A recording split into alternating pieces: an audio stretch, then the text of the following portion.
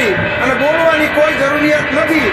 અને જો તમે વધારે પડતું કંઈ પેટમાં દુખે તો નાગરાજભાઈ ખાસ કરી હું તમને કહી દઉં, રિંગ કરી લેવાની. મારા નંબર તમારી પાસે છે, બરોબર? અને આ હું તમને હજી ખાસ રિસ્પેક્ટથી. નમસ્કાર મિત્રો, વિડીયોમાં તમારું સ્વાગત છે. મિત્રો, ગીગા ભમર નામના વ્યક્તિએ તળાજામાં જે સમાજના જે સમૂહ લગ્ન હતા તેમાં એક માતાજી અને ગઢવી સમાજના જે અપશબ્દો બોલ્યા તે ત્યારબાદથી ઘણો બધો વિવાદ ચાલી રહ્યો છે ગુજરાતમાં, તમને ખબર છે. ત્યારે લઈને એક વધુ વિડીયો વાયરલ થઈ રહ્યો છે. તેમાં એક મહેન્દ્રભાઈ આહિર જે છે, આહિર સમાજના સારા એવા કાર્યકર્તાઓ છે તેઓ મહેન્દ્રભાઈ અને સારા એવા સમાજ માટે હક માટે લડે છે, જેમ કે લાલભાઈ આહિર અને મહેન્દ્રભાઈ. મિત્રો, જ્યારે નાગરાજ પટેલને તમે જાણતા છો, સુરતના ગૌરક્ષક, તમે ફોટામાં પણ જોઈ શકો છો, એને ખુલ્લેઆમ ઓપન ચેલેન્જ આપી દીધી છે અને શું કીધું છે આવો જાણી લઈએ. મિત્રો, ઘટના એવી છે કે ઘણા સમાજને આખા સમાજ ઉપર ઢોરતા હોય. ઘણા લોકો એવું કહે છે કે આમાં આ સમાજની ભૂલ છે. મિત્રો, આખો સમાજની ભૂલ ન હોય, કારણ કે ગીગા ભમરની ભૂલ છે, સમાજમાં કોઈ ભૂલ નથી કરી. ત્યારે નાગરાજ પટેલ એવું બોલી રહ્યો હતો મિત્રો કે આમાં સમાજની ભૂલ છે ને આવા સમાજને આવું તેવું ઘણું બોલતો હતો. એને લઈને ખુલ્લેઆમ ધમકી આપી છે મહેન્દ્રભાઈ આહિરે.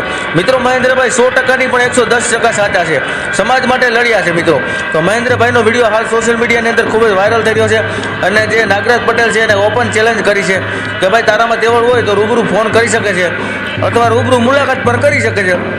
સાથે નાગરાજ પટેલે એવું પણ જણાવ્યું હતું મિત્રો કે તું સમાજને વચ્ચે લેમાં અને તું ફેમસ થવાનું રહેવા દે. અને 100% સાચી વાત છે, કારણ કે મિત્રો આ ગઢવી અને આહિર સમાજનો મામા ભાણેજનો સંબંધ છે અને આમાં લોકો બીજા પણ રસ લઈ રહ્યા છે. 100% બીજાને કાંઈ માથું મારવાની જરૂર નથી, કારણ કે મામા ભાણેજનો જે માથાકૂટ છે એ મામા ભાણેજ સમજી લેશે. બીજા લોકોને કોઈ આમાં માથું મારવાની 100% જરૂર જ નથી. તમે મિત્રો આના વિશે શું કહેવા માંગો છો ને આગળ જુઓ મહેન્દ્રભાઈનો વિડીયો, કોમેન્ટ કરી અને વિડીયોને શેર કરવાનું ભૂલતા નહીં. જુઓ, તમારે આ ટોન મારી અને બોલવાની કોઈ જરૂરિયાત નથી. અને જો તમે વધારે પડતું કંઈ પેટમાં દુખે તો નાગરાજભાઈ ખાસ કરી હું તમને કહી દઉં, રિંગ કરી લેવાની. મારા નંબર તમારી પાસે છે, બરોબર? અને આ હું તમને હજી ખાસ રિસ્પેક્ટથી કહું હું. બાકી તમને ખબર છે કે હું બોલવા વર્ગી પછી ક્યાંય હેઠો નહીં આવે.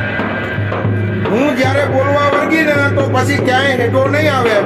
એટલે મહેરબાની કરી અને સોશિયલ મીડિયાની અંદર તમે જે આ પપુડી વગાડી અને